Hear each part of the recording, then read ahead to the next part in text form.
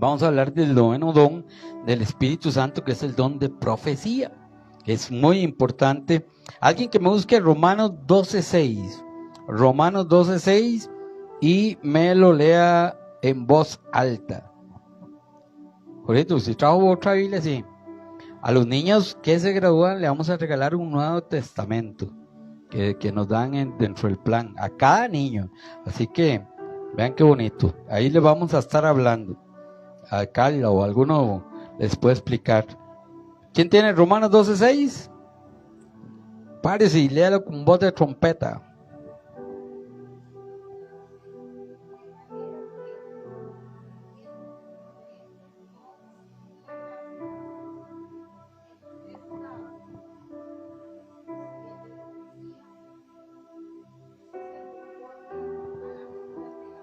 Amén.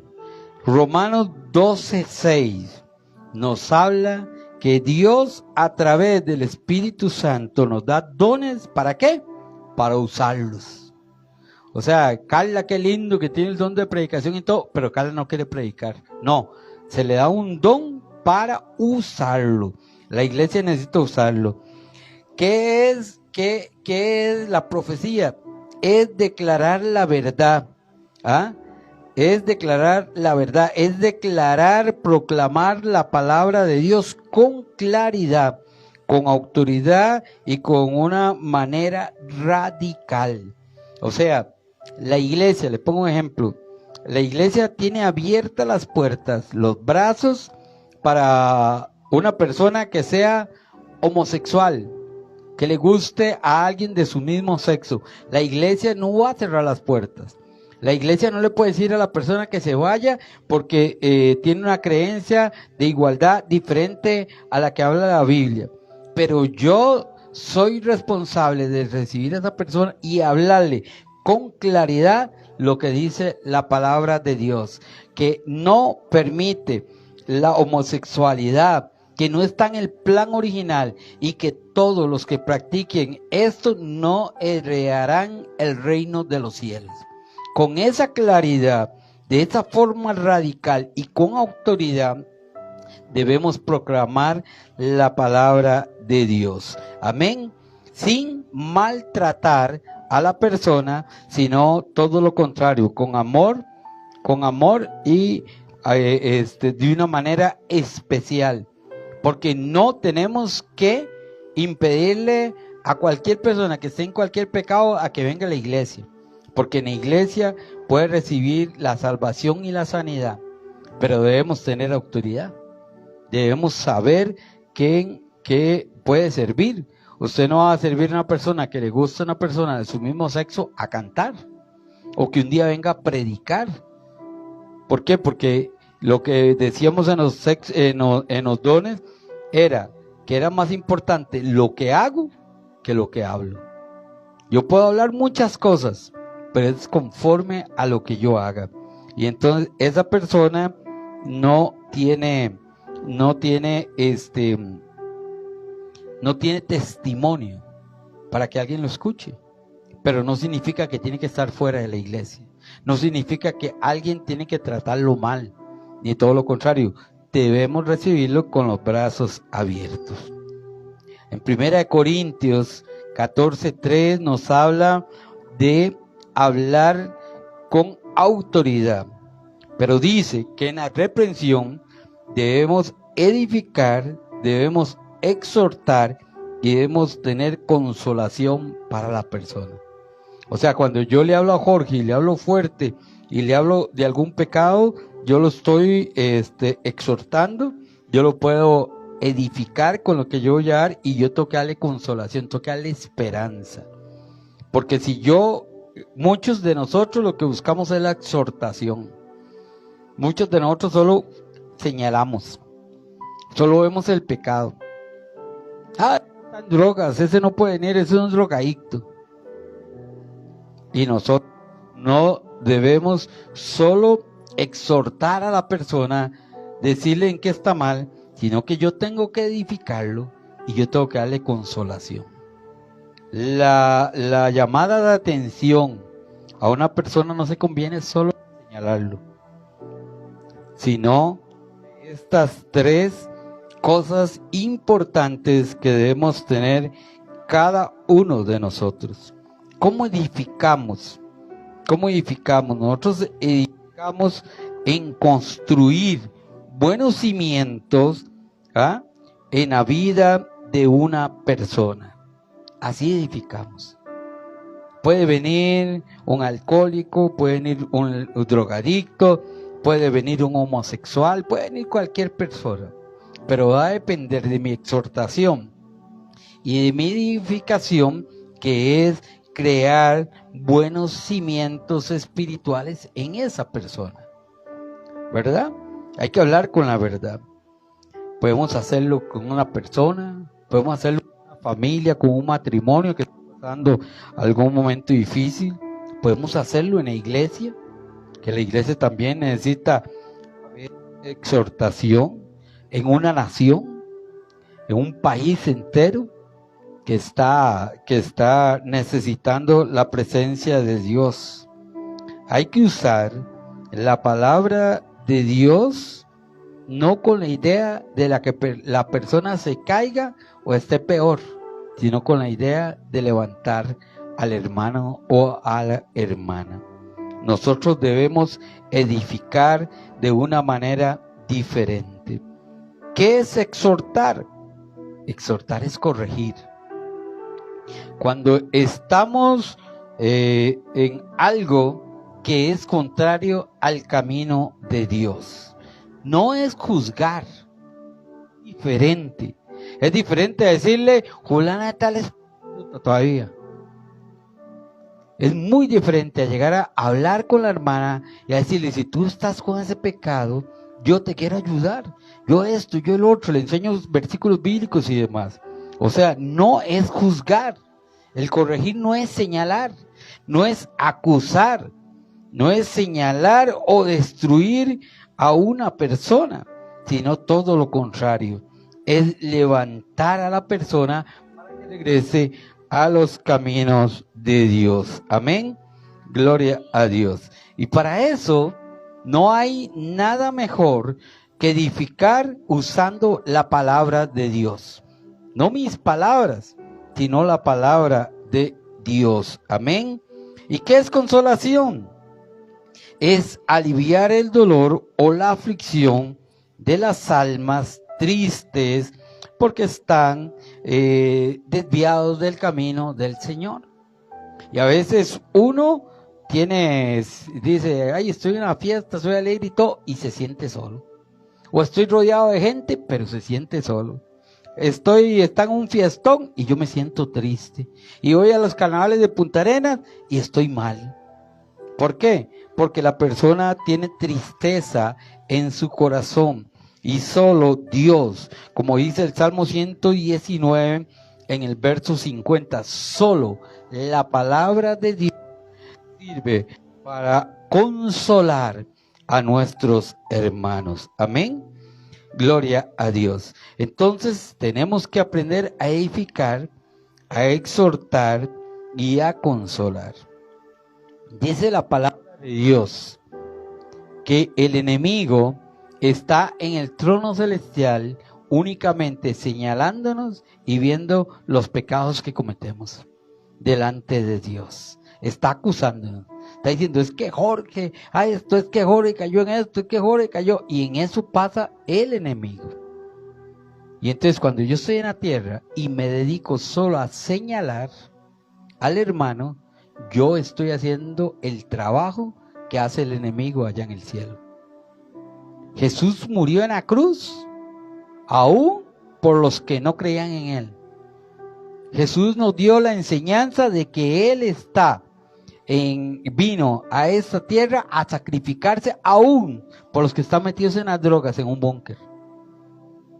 Y si Jesús hizo eso con amor, ¿quién soy yo para estar señalando?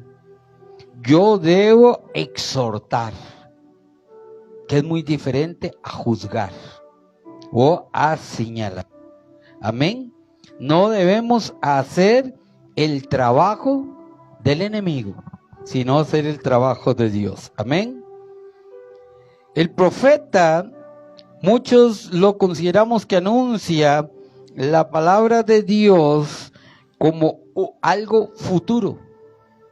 O sea, si Lorena, por poner un ejemplo, Lorena viene a exhortar a alguien, viene a hablar de alguien, entonces no es profeta.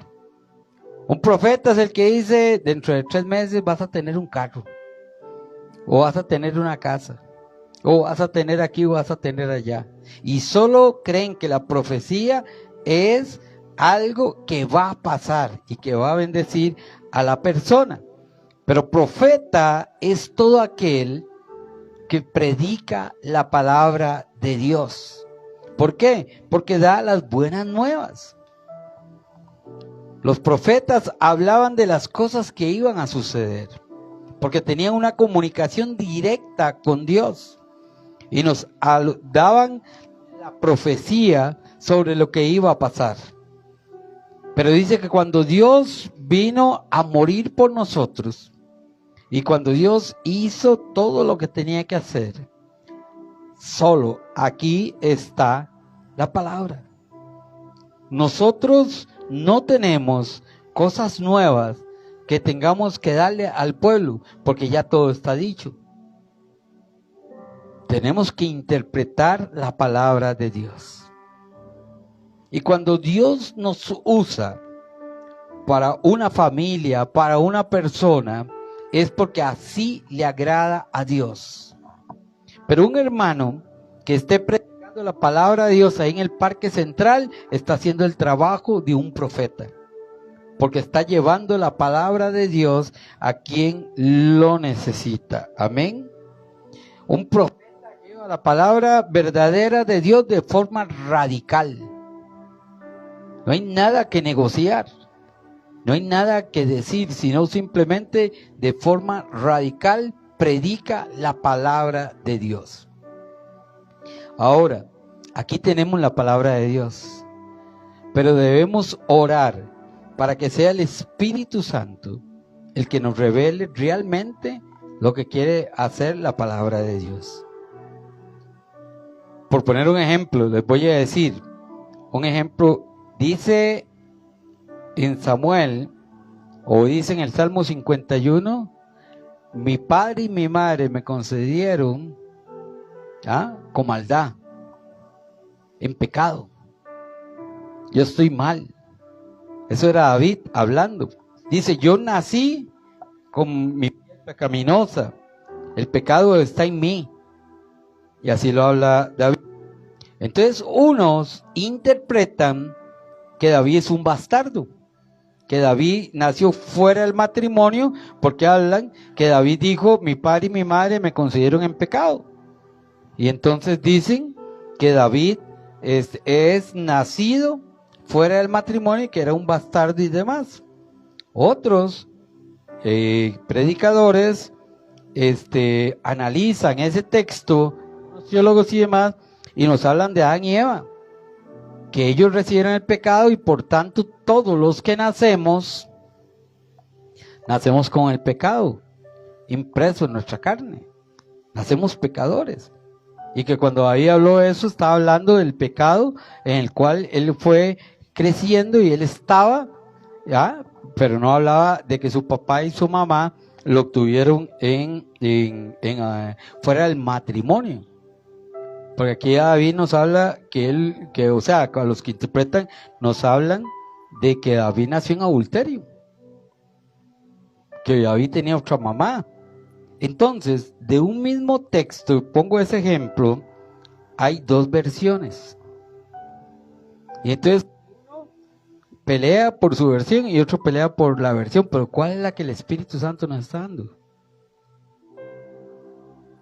Estamos estudiando la palabra, toda la palabra, antes de que naciera David, después de que nació David, para analizar ese versículo, o lo estoy leyendo textualmente y haciendo una forma mía de interpretar la palabra de Dios. Entonces, ese es el problema, la interpretación de la palabra de Dios. Yo debo leer la Biblia para conocer al Señor y debo pedirle al Espíritu Santo que me dé sabiduría y que me dé revelación sobre la palabra de Dios. ¿Qué quería decirnos Él? Muchos están en contra del estudio. Muchos dicen, no, la palabra de Dios no hay que estudiarla, yo con el Espíritu Santo me la revela y todo. Pero los que estudiamos teología, o los que estudiamos para ser pastores, nos enseñan homilética, nos enseñan un montón de cosas para poder interpretar la palabra de Dios. Cuando uno lee la palabra de Dios tiene que ponerse en cómo que se llama, en la cultura, en el momento, cuando fue dada, etcétera. Hay muchas cosas para estudiar la palabra de Dios. Entonces ahí depende de la palabra. Un ejemplo, el Salmo 51 dice, mi padre y mi madre me concedieron en pecado. Y muchos dicen que David es bastardo. Pero yo le puedo decir que mi papá y mi mamá me consideraron en pecado porque ellos no eran cristianos y no conocían a Dios. Y no me consideraron fuera del matrimonio. Y también estaban en pecado. Entonces por eso hay que tener mucho cuidado en la interpretación, porque Dios le da una ventaja de ser un evangelista, un hombre que tiene profecía, una mujer que tiene profecía y que puede hablar de forma radical y puede hablar sin temor, porque sabe que el Espíritu Santo le ha interpretado eso bien. Por poner ejemplo, en Deuteronomio, que son los 5 libros que habla Moisés, ¿verdad? Dice que el hombre no se ponga ropa de mujer, ni que la mujer se ponga ropa. Pero yo me voy a esa época y no existían los pantalones. Pero hoy muchas iglesias agarran para condenar a la mujer porque hizo pantalones. Y eso está en Deuteronomio. Ni siquiera existían los pantalones. ¿Y por qué hoy hablan solo de los pantalones? ¿Y por qué atacan solo a las mujeres? Como si no vemos hombres que andamos despechugados, todos tallados, con los genitales ahí repintados, siendo tentación para las mujeres. Pero atacamos a la pobre mujer. A la pobre mujer. ¿Cierto o mentira? Siempre la mujer. Tenemos que ser muy, muy firmes en eso. Rápidamente, para terminar, yo quiero ponerles un ejemplo. El mejor evangelista y uno de los mejores profetas en la palabra de Dios es Juan el Bautista. Juan el Bautista predicó, anunció, dijo que venía alguien mejor que él no merecía ni amarrarle los zapatos. Eso es un profeta, eso es un hombre de Dios. Y Juan el Bautista está ahí. ¿Quieren que le diga qué es la reprensión? Naamán y David. Llegó Naamán con una historia a David, le dijo, rey, pasó esto, pasó aquello, había un hombre de mucha plata, tenía un montón de vacas y había uno muy pobre y tenía solo una vaquita y que no sé qué. Entonces llega y le dice, ¿qué podemos hacer? Y dice David como rey, a ese hombre hay que quitarle esas vacas al de plata y matarlo y darle al pobre más vacas y no sé qué, no sé cuánto. Y cuando terminó de hablar, lo dejó hablar, y le dice el profeta, ese eres tú. Esta es una forma de nosotros poder llevar una exhortación a una persona. Este profeta fue a exhortar a David, porque David lo que hizo estaba mal, pero no fue a decirle, te vas a ir al infierno, estás condenado, te vas a morir, te vas a quemar el trasero en el infierno. No, fue y le habló sin enojarse, sin pelear y sin señalarlo. Primero le contó una historia y le dijo, ¿qué harías tú? Y él le contestó y le dice, pues te quiero decir que ese eres tú. Así debemos exhortar nosotros y consolar a la gente. El ejemplo de esta exhortación es que David, para muchos, es el mejor hombre del Antiguo Testamento. Fue el que escribió los salmos, fue el rey de Israel, tuvo todo. Y tal vez no lo merecía porque fue adúltero, porque mató al hombre que era el esposo de la mujer que él quería, Porque después de que se fue embarazada, dijo, ay, puña, ¿qué hago? Ah, no, yo me caso con ella, yo soy tan bueno que me voy a casar con ella y voy a mantener al hijo de Urías, cuando él sabía que era de él. David hizo muchos pecados en un solo pecado. Y Dios lo levantó. Pero antes mandó al profeta a exhortarlo, a enseñarle que estaba en pecado, pero a consolarlo. Porque le dijo que si él encontraba el perdón real en Dios, iba a ser grande. Y así es la profecía. La profecía es lo que nosotros predicamos. Yo aquí estoy de profeta. El que se para, el que predica, el que le habla a una persona y todo, está profetizando las buenas nuevas que están en la palabra de Dios. La profecía se ha, ¿cómo que se llama? Bueno, se ha hecho muy común porque gente llega y cobra. La profecía creen que como que fuera algo esencial, es que el Espíritu Santo me habló, es que tuve un sueño, es que aquí, es que allá, y usted se da cuenta que eso es mentira. O llena el estadio y ahí sí, porque llega el profeta no sé quién, y en iglesia tal vez tiene un verdadero profeta, una persona que te puede hablar y ni pelota le doy. Porque no llena estadios. La profecía no es exclusiva. La profecía no es exclusiva. Es para quien Dios así lo quiera. Amén. Entonces, usted es un profeta de Dios.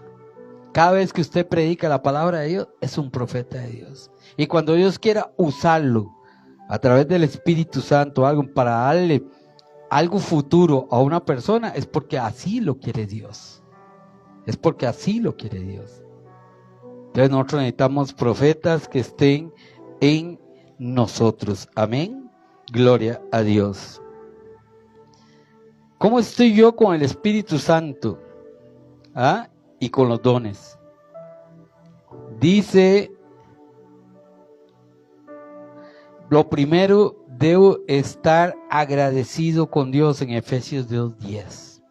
¿Por qué? Porque el don es un regalo de Dios. No es porque yo soy muy carga.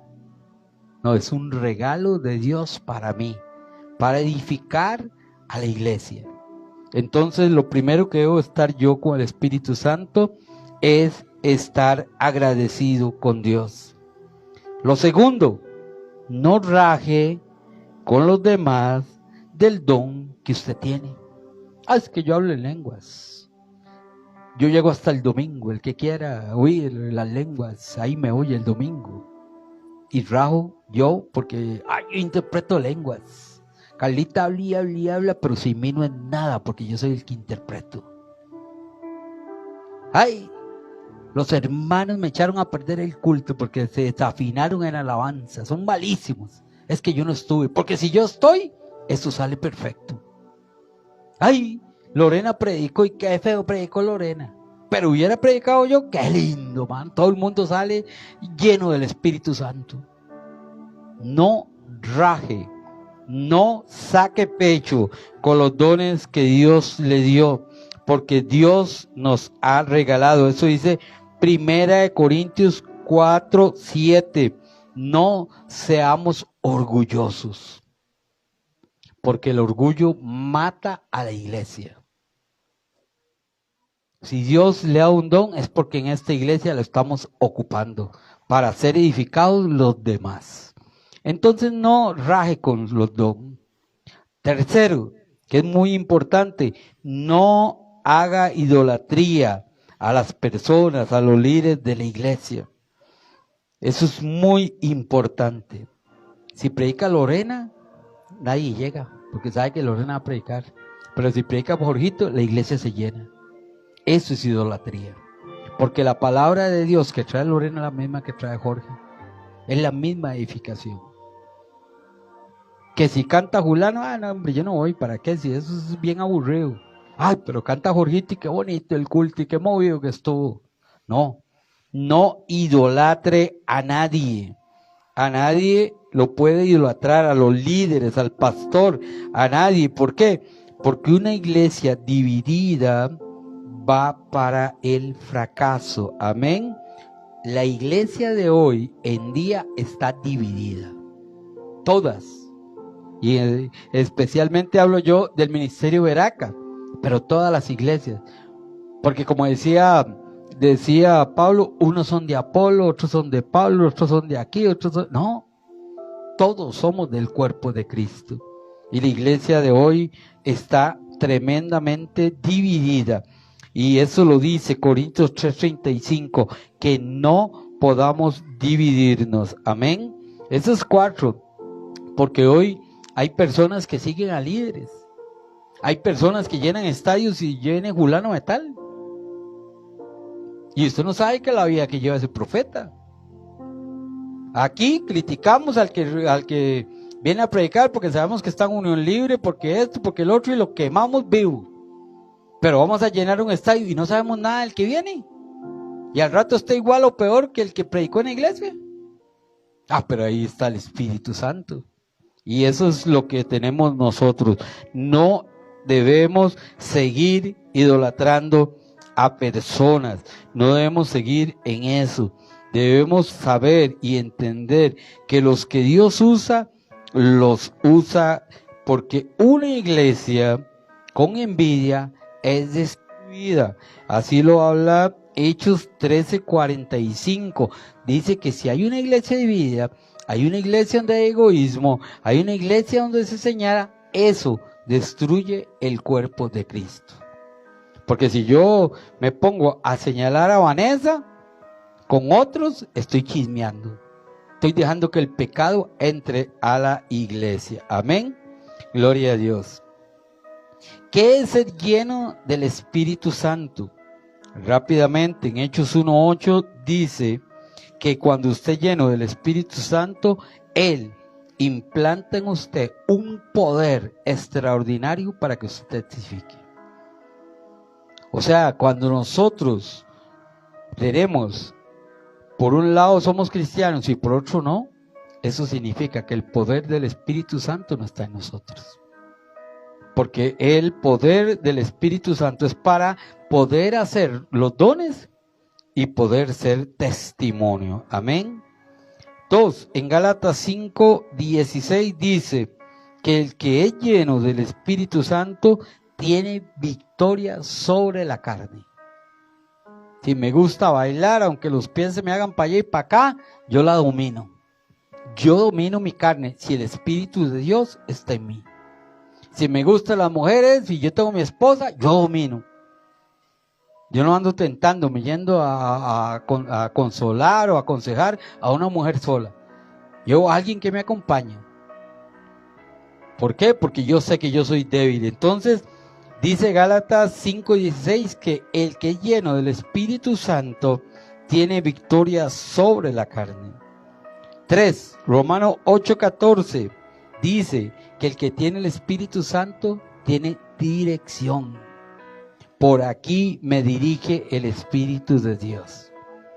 Yo les contaba que la vez pasada yo iba para México y el pastor me dejó el avión y hablé mal del pastor y todo porque yo no tenía el Espíritu Santo. Yo estaba lleno de orgullo porque yo era el que iba para México, no era él. Y el tiempo le dio la razón a mi pastor. Así que hay dirección de parte del Espíritu Santo. En Gálatas 5:22-23 dice que el que tiene el Espíritu de Dios y es lleno del Espíritu Santo da fruto. Los frutos del Espíritu Santo los damos.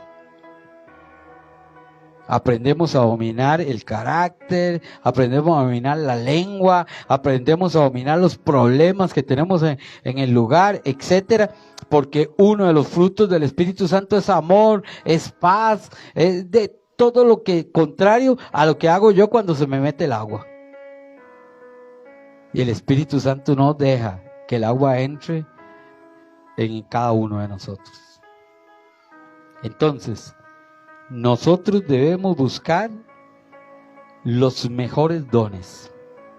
Dice que el Espíritu Santo en 1 Corintios 12, del 7 al 9, que el Espíritu Santo, el mismo Espíritu, tiene dones para nosotros. Amén. Son 9 los dones. Dice que hay de sabiduría, que hay de conocimiento, que hay de fe, que hay de sanidad, que hay de milagros, que hay don de profecía, de discernimiento de espíritus, el que habla en lengua y el que interpreta las lenguas. Dice que el Espíritu Santo le da a cada uno como él quiera. Si usted no habla en lengua, no se preocupe, porque usted tiene otro don. Si usted no interpreta lenguas, no tiene que preocuparse, porque tiene otro don. Si usted no tiene sabiduría, no tiene que preocuparse, porque tiene otro don. Y es el mismo Espíritu, conforme a él le dé la gana, él nos bendice a cada uno de nosotros. Pero ese capítulo 12 termina diciendo, Pablo, el Espíritu de Dios les da el don que él quiera, pero nosotros tenemos que anhelar los mejores dones. Y no significa que Carlita tiene solo un don. El Espíritu Santo puede estar feliz con Carla y le puede dar 3 o 4 dones. Pero nosotros debemos anhelar los mejores dones.